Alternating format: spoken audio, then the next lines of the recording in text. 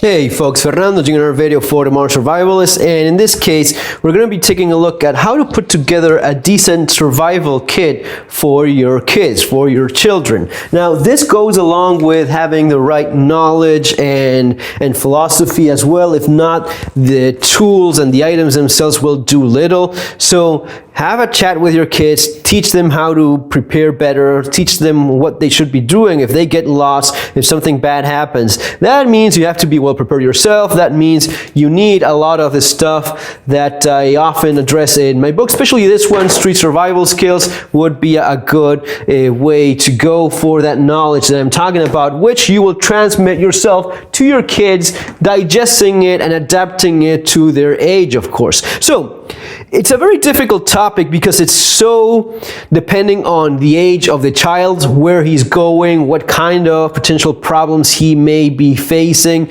maybe going somewhere outdoors, depending on how much time that is, if it's a place where nights get very cold or it's in the middle of winter, if there's some other threats, maybe on a more urban environment, the kid could get lost in some part that it's a little bit more dangerous. So it will depend on all these things.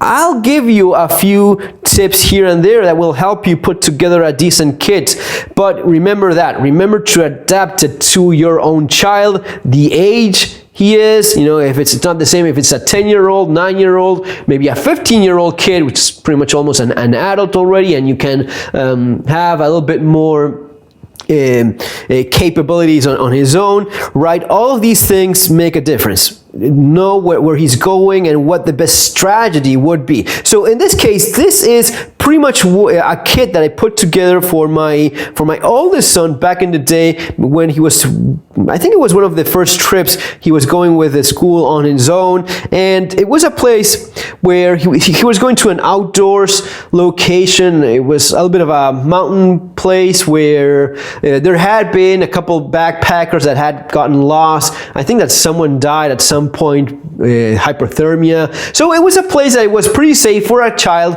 but there was still a possibility of, if he gets lost, something bad could happen.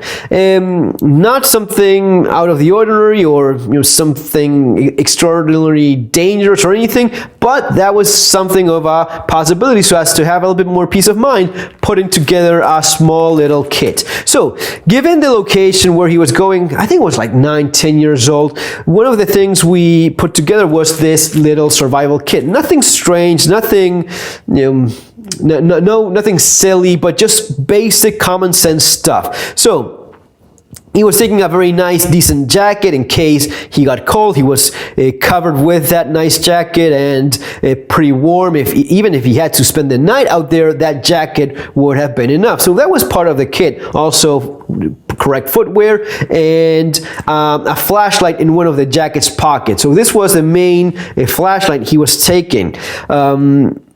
This would go in one of the pockets. He wouldn't be taking that out for any reason, just for emergencies. Then in another pocket was a pretty bulky, large jacket. He had this in that jacket. And this was specifically the instructions where you just take this in your pocket, you just don't touch this unless you actually get lost. And if you get lost, no one is coming looking for you, and you just are there without anyone helping you out, then you take this out of your pocket, and the first thing you're going to be using is the phone. But let's go through some of the other contents that we have here. So because of the place where he was going, if he got lost at some point and it was getting darker, then of course a flashlight would have been key. And flashlights are essential for most preppers and survivalists. It's an essential part of your survival kit, and a good flashlight at that makes a lot of sense. Specifically in this case, this is a Petzl. It's a pretty nice flashlight, and it's a headlamp, which means that for the child, he's putting this on and he can actually walk and has his hands free, so as to catch himself if he's falling, if he trips, or if anything bad happens, or so as to signal, so as to blow a whistle, so as to do anything that he needs to be doing. He has a flashlight that is freeing his hands. Besides that decent enough flashlight, you have some of the other modes there. The strobe mode, if he gets lost, I knew that in that region, if he got lost and he turned this on at night, it would have been very easy to find a kid with this strobe on in that kind of location. wasn't overly, overgrown with vegetation. It would have been pretty easy to find a kid that turns this on and knows what to do. I told him that if he got lost and no one seemed to be finding him and he was on his own, he simply had to just go for low terrain, just get as low as possible and find, keep on walking downhill, which is easy, not going uphill. Keep on walking downhill until you find a course of water, and then follow that stream until you find help. And based on where he was going and my knowledge of that place, and having checked the map as of the topographic map as of where he was likely to get lost in a 100-mile radius of where he was going, that was sound advice. That would have gotten him out of trouble if he followed those indications in the case that he got lost. So 3 being 2, 2 being 1, and 1 being none. An extra flashlight just in case he loses this one for whatever reason. So an extra flashlight, essential. A kid that could get lost out there, you want to have a second flashlight. And a whistle. It wasn't this whistle specifically. I gave him a Fox 40, and I'll leave some of the links below for you guys to check out with some of this stuff if you want to put together a nice kit for your kid.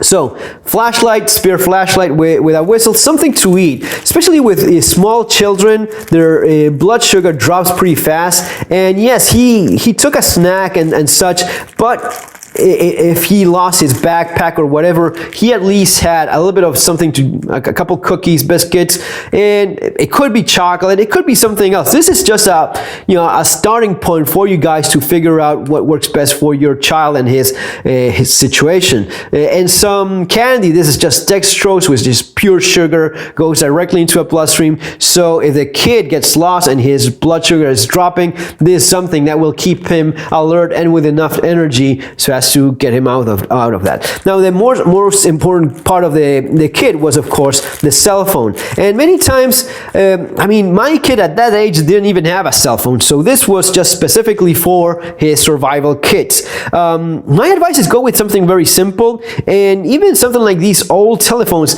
they have really nothing, and that's good on a couple levels. First of all, the kid is not likely to take it out and start playing with it because you just don't want that. And besides, they usually have great battery life. This phone fully charged when it's turned off, it lasts for several weeks. When he turns it on, it can stay on standby for maybe several days, even a week. The instructions were, the first thing you do if you get lost, you just don't move, you just don't go anywhere, you just take your phone out and you turn it on and give us a call. And we're going to be calling you as well. So that's the first thing you do. You just don't start walking like a crazy person or anything. That's just if you get lost and there's no way of you for communicating, or this has no signal and you just don't have anything else, then sure, start walking, start moving, and find your way following that advice. But if not, you get lost, you take out your phone, you turn it on, and give us a call. That is it.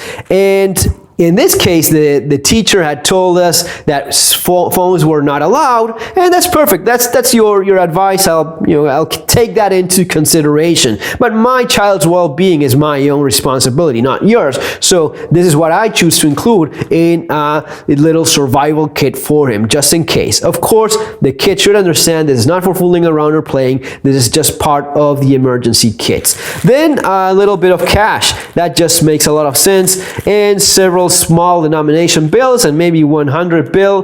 That is up to you depending on where he's going, the likeliness of this being handy. In general, cash, always a good idea, even for a kid. If they know how to use it, it could be used for buying food, buying transportation if that's required, even spending for an older kid, spending a night somewhere. That's always a good idea to have some cash in hand. Cash is king, always has, always will be, so keep that in mind. Depending on the child, where he's going, and if he knows how to start a fire, you may want to include a few matches. Now, I have a few other things here, for example, a Swiss Army knife. In my case, in that specific moment, it wouldn't have been much of a good idea.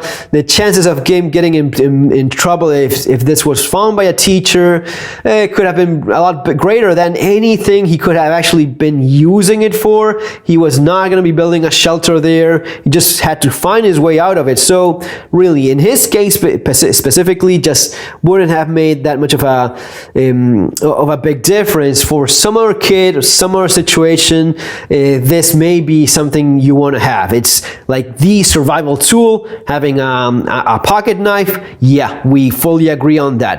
But for something like this, very realistic, chances of him of starting a fire with, sure, he could start a fire with the knowledge, and especially in the area where he was going, it would have been pretty simple to start a fire with just a few matches and just putting a few things together. That was it. And it would not have been his number one, number two, or priority number three to start fires, just getting himself out of there. Now, yes, one of the things I did include, and I think it makes a lot of sense, is he had a backpack with water, with food, but I also added one of these breast milk baggies, which are intended specifically for holding liquids. So this could be used as a liquid container. Put a little bit of water there and one of these water purifying pills, tablets. This would have allowed him to drink some more water or use his own bottle already. But just in case he lost everything except his jacket and the kit in the pocket, then this would have made more sense. A couple other things. You may want to include a first aid kit depending on the age, where he's going and such.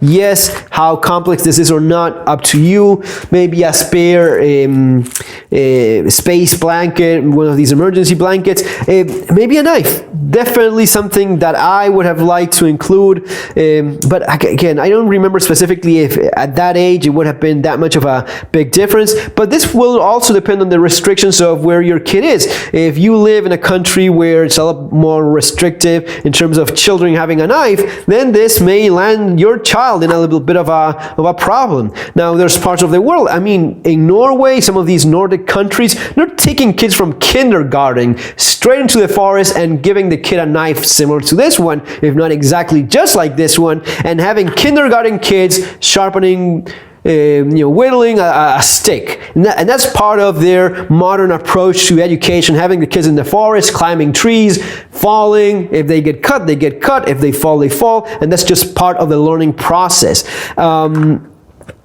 That's just depending on the culture where you are and such, and the rules that you have, and even the laws. I mean, this thing could maybe land you in jail in some countries, unfortunately so. But if a kid, depending on his age, if he could have a knife, maybe this wouldn't be a bad idea. It's a very lightweight knife, and for, let's say, a 15-year-old going out on a backpacking trip with his school, maybe this is something you have, or maybe just a backpacker on his own just wants to have a very light knife. Good idea. Maybe even less conspicuous than a Glock knife, which would be my choice, but I completely see why this could be an option.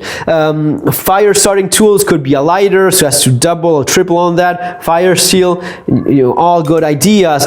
Some cordage, depending on where he's going, it may be more of a necessity or not, make more sense or not. It wouldn't be the first time that a kid falls to a hard to reach place, and cordage would make a difference and would be very useful. So you may want to include this in the kit or not. I'm more of, if I can take it, I think it's a good idea to have one of these in the backpack. I don't remember if he took it or not, if it was that necessary or not, but it's just something to consider. And remember, 550 paracord is no climbing rope for an adult, but for a very small child, this could be enough so as to, if he falls into some hole somewhere, just tie this around his waist with a basic knot, and you can actually pull that kid up from somewhere, or just cross a dangerous place, a fast current. The options and the uses are pretty interesting for some cordage at least, and it doesn't take all that much bulk in the backpack, and it's very lightweight as well for a child. So this may be one of those things you want to have.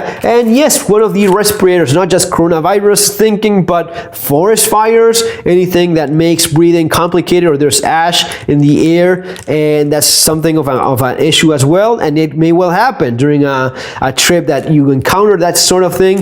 Then one of these is very lightweight, and I've been advising this for years. Just makes common sense. Folks, I hope this helps you out just to figure out specifically what works best for your kid, or even for yourself as a young adult going out and about and just wanting basic common sense stuff. Maybe one of the last things you may want to consider is the RescueMe tool. This is pretty neat, especially if you're traveling a lot, or if you find yourself in a vehicle, so as to cut seat belts, you have this in your keychain, or maybe even in your coat. You just pull it out like that, you cut your belt with it, and just pressing with this R part against a window, you break open a car window rather easily. So this is also something nice to have. Maybe not for a very young kid, maybe more for a 12, 13-year-old, maybe something like that. Maybe something you want to include in his school trip or whatever. Folks, have an awesome day. Remember to subscribe to the channel. Remember, my books are available below, following those links, and I'll leave links for some of this art stuff. See you in the next video, hopefully tomorrow. Have a great day.